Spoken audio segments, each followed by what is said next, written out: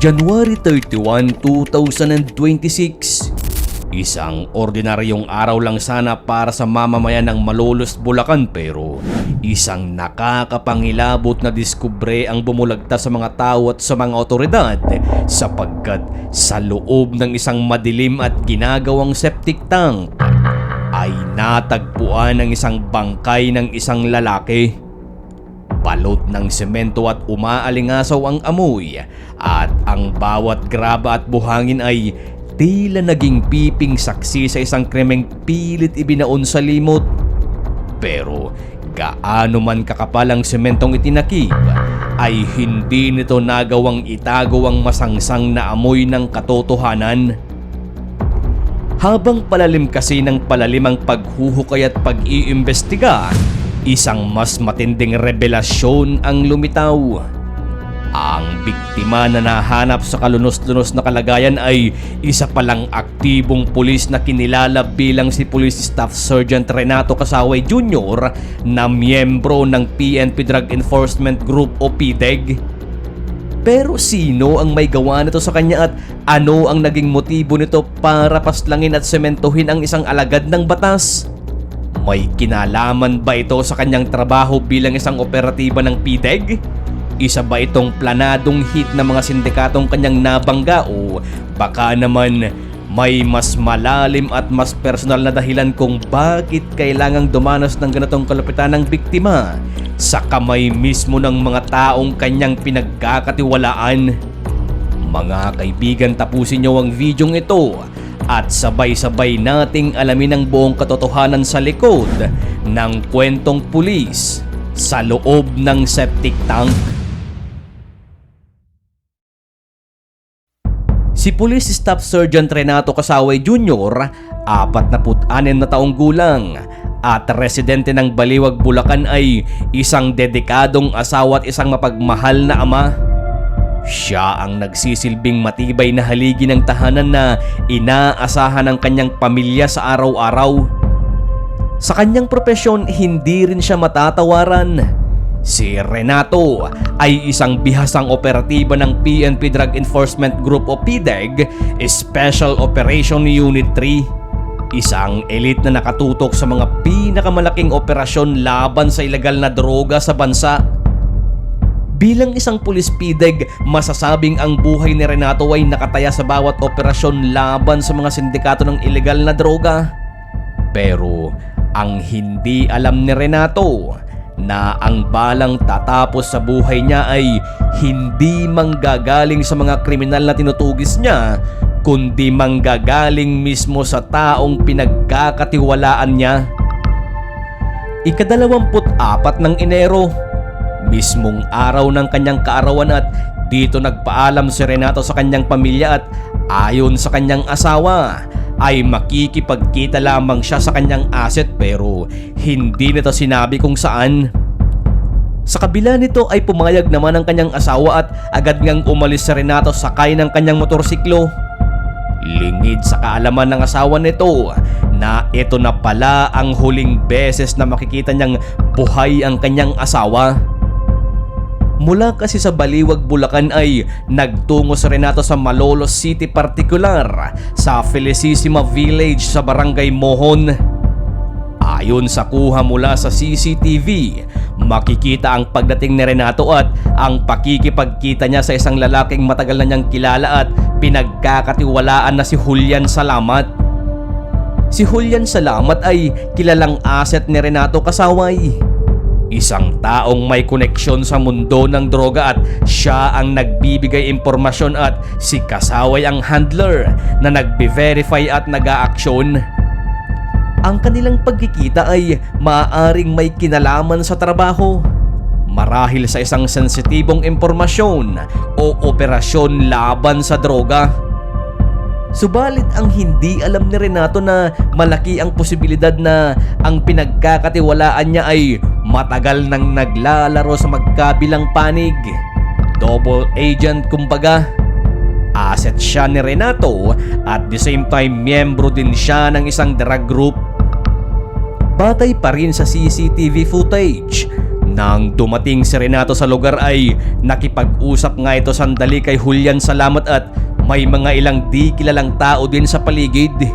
Pero makalipas ang ilang sandali, nang pumunta sila sa lugar na hindi hagip ng CCTV, dito na umalingaw-ngaw ang sunod-sunod na putok ng baril. Napalingon naman ang mga hindi kilalang tao pero tila hindi nila ito napansin. Maya-maya pa ay dumating ang mga kasama ni Salamat at nag-utos ito ng ganito. Sige na, tutuloy yung dugo pare, tutuloy yung dugo. Matapos ang nangyaring pamamaril kay Renato, agad na nagtungo si Julian Salamat sa isang pulis na kinilala bilang si Corporal Vivencio Abalos.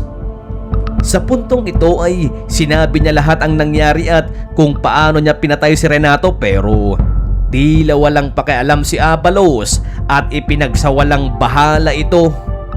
Hindi man lang ito gumawa ng aksyon para hulihin si Salamat.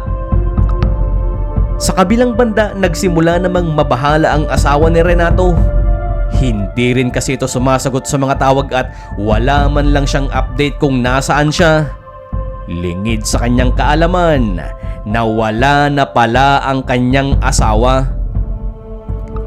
Dahil dito kinaumagahan ay nagtungo na ang asawa nito sa estasyon ng pulis at inireport ang kanyang pagkawala.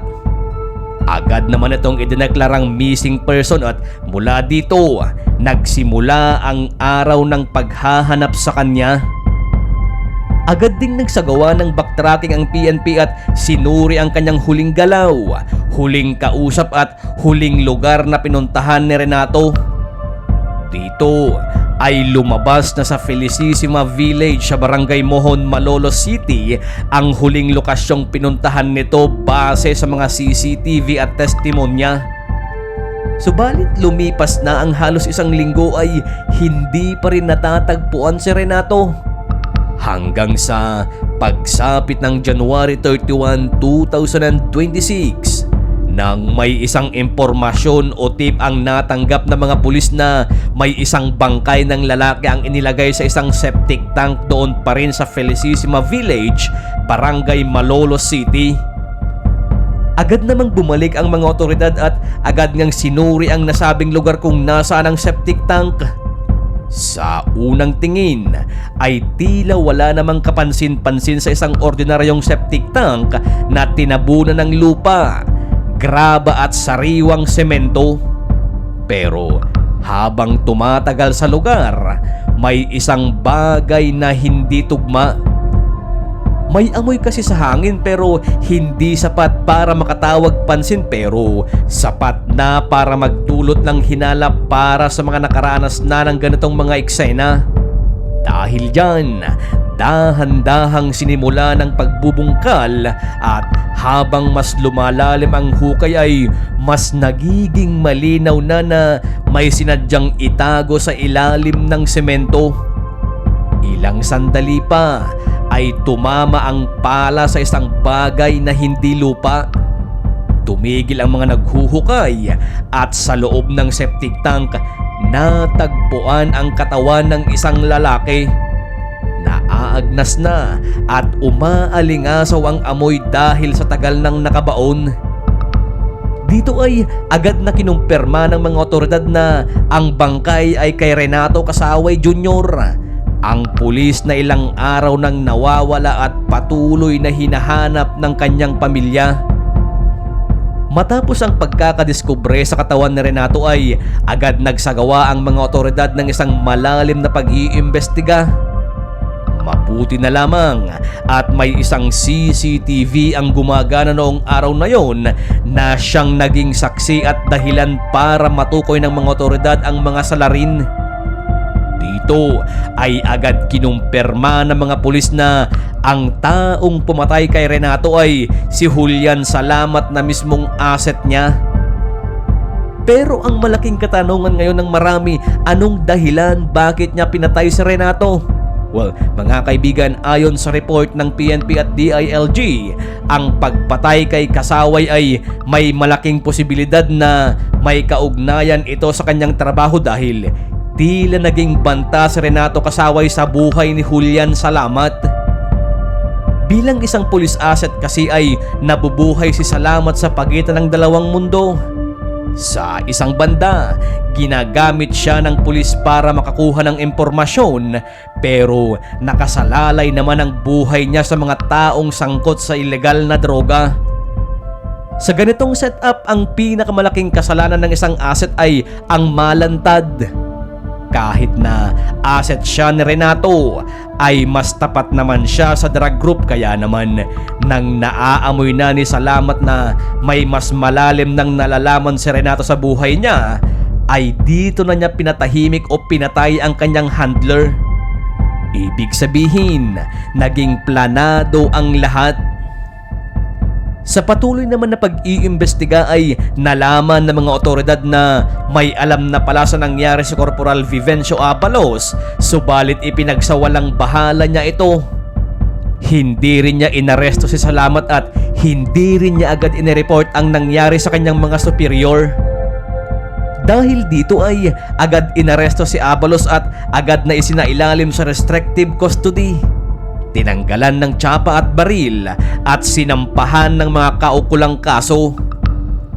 Ayon sa ulat ay tinatayang nasa 11 mga katawang na iuugnay sa kaso, kabilang na si Corporal Abalos at police asset na si Salamat.